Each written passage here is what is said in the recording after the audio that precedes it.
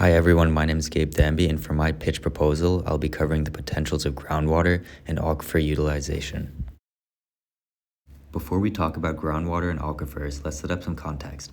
The reason many of you may have decided to become environmental engineers is because of climate change and the efforts to combat it. Global warming and its ramifications extend not just to pollution and rising temperatures, but also into water resource management and conservation. This presents a unique problem as water is probably one of the most important resources in the world, right behind air. An ever-growing population coupled with a changing climate will lead to global water shortages, making water an ever-valuable future resource. At the same time, irregular weather patterns can lead to floods and inundations in other areas which are difficult to control and often lead to disaster.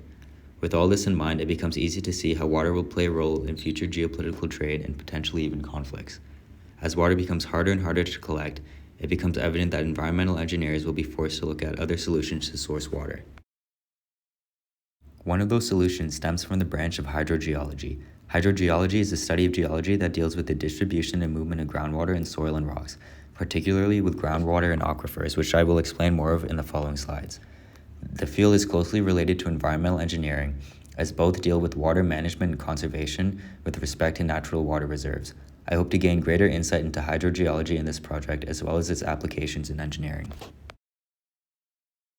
Groundwater is any water present beneath the Earth's surface, found in soil pore spaces and in fractures of rock formations. According to the Canadian government, about 30% of all readily available fresh water is groundwater. Aquifers are large, pre-existing pockets of groundwater with multiple uses including pumping and draining. They generally form under large pre-existing bodies of water, such as lakes, and can range in size anywhere from a few square meters to hundreds of square kilometers. Aquifers can be highly functional and beneficial in many ways.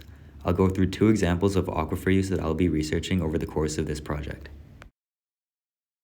First off is drinking water. As previously mentioned, surface water will become more infeasible to harvest as time progresses. When water is not available above surface, aquifers can be used to harvest clean water that can be used for consumption.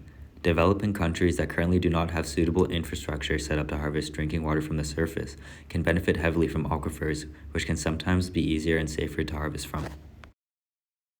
Second example would be stormwater management. Injection pumps placed in close proximity to drained aquifers can be used to treat as well as store excess water underground. Surface water reservoirs are key locations where aquifers are replenished, meaning surface water can flow into the earth to replenish pre-drained local aquifers.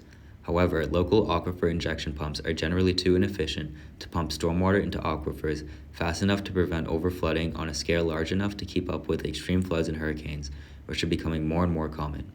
This means that aquifer development will be highly lucrative, and in the future plenty of demand will increase. I hope to learn more by researching the development of aquifer injection pumps for stormwater management.